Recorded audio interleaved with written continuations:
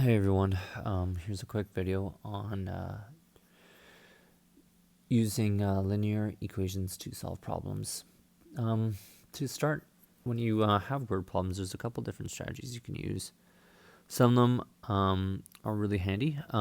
Making sure to read the problem completely through, and I sometimes read it 2 or 3 times. I find these really hard to do in front of the class because sometimes I need to read it a couple of times to fully process what it's asking. Defining a pronumeral and writing a statement like let x be the number that's being found, let c represent the cost, let d represent distance are all examples of statements that you kind of define your pronumerals.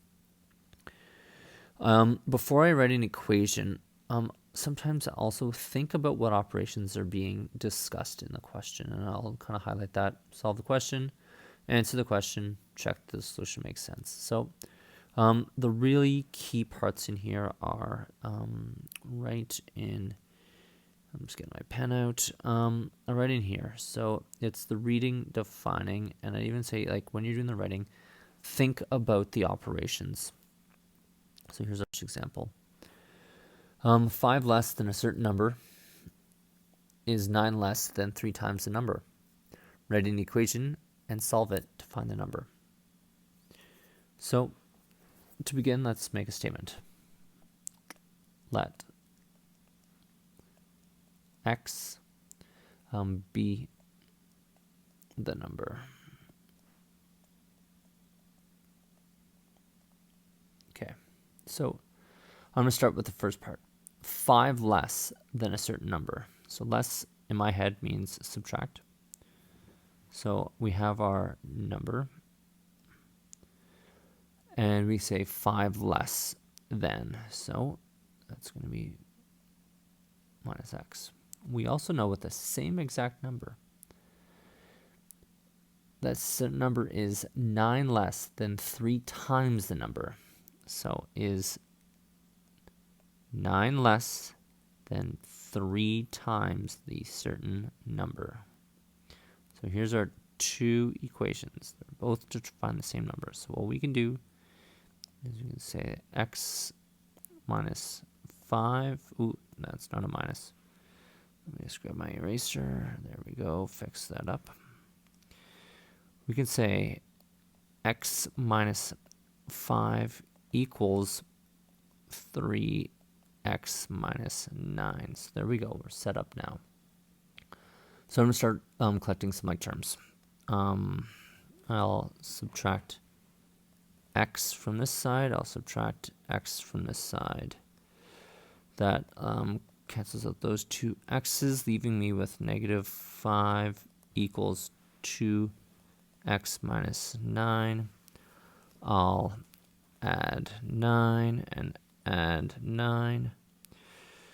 That cancels these out, leaving me with, I've run out of room and I've such a small area to work. Here, let me just try to do this here. So that leaves me with negative 5 plus 9 gives me 4. I'm going to work over here. So that gives me 4 equals 2x. And then I divide by 2 and divide by 2. And I know that x equals, what's 4 divided by 2? It's 2. Sorry, that was really crammed in there. I don't have a ton of spot to write. If I had a bit more room, I'll just kind of finish that off. So the number is 2. Let's double check it. So it says 5 less than a number is 9 less. So what you can do is you can substitute it in. So I'm going to go with 2 minus 5, and does it equal 3 times 2 minus 9? Okay, so 2 minus 5 is negative 3. And then I go 3 times 2 makes 6 minus 9. 6 minus 9 is negative 3, and negative 3 equals negative 3, so therefore it is correct.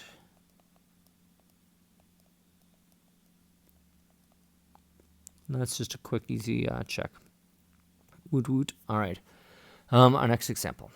So this one's a little bit trickier. I'm not gonna dipsy-do around. It is definitely a little bit harder. Simon and Mike make 254 runs between them in a cricket match.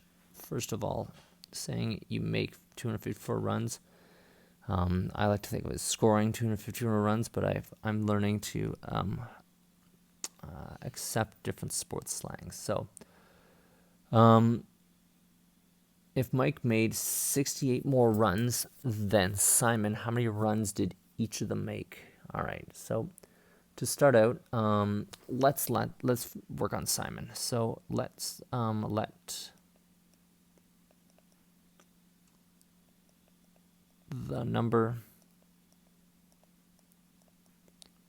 of Simon's runs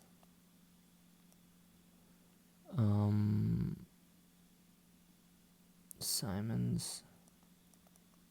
a little bit tired. Runs be R. Okay, so there's our statement. So if Mike made, so we know the two of their totals combined is going to equal 254. So they're going to combine to make 254. We know that Simon's runs plus Mike's runs, and we don't know what Mike's runs are going to equal 254. Okay, so far, Simon's runs plus Mike's runs are going to be 254. I'm just kind of leaving the door open here for what we'll put in for Mike's runs.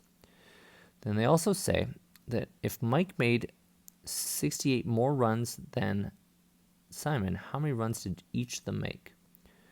So if we take the amount of runs that Simon's made, and they've said to us that Mike made 68 more. So 68 more means it's plus the unknown plus R. So what we can do now is we can start expanding. So R plus R is 2R. The next thing is plus 68 equals 254. I'm just going to add this as a new slide and just kind of continue working. So we have 2R. So try to cram everything in like I did last time. Plus 68 equals 254. So I'm going to subtract 68 from this side and subtract 68 from this side. These two 68s cancel out. 254 minus 68 is 186, and then 2R. Okay, so R equals, sorry, I just skipped a step. So we're going to have to isolate R by dividing by 2. And divided by 2, you can tell I'm tired of making all sorts of mistakes. R equals 186 divided by 2, which is 93. So this number is how many runs Mike made. Simon made. So these are Simon's runs right here. Wow, I am tired. I need to go to sleep. Okay, so these are Simon's runs.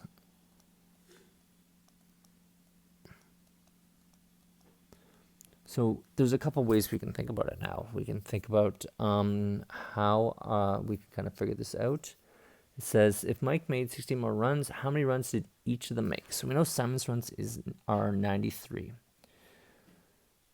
So the next thing we can look at is Simon and Mike made 254 between each of them. If Mike made 68 more runs than Simon, if Mike made 68 more runs than Simon, how many each? So if we just went and added 68 to that, which I believe would get us to 161.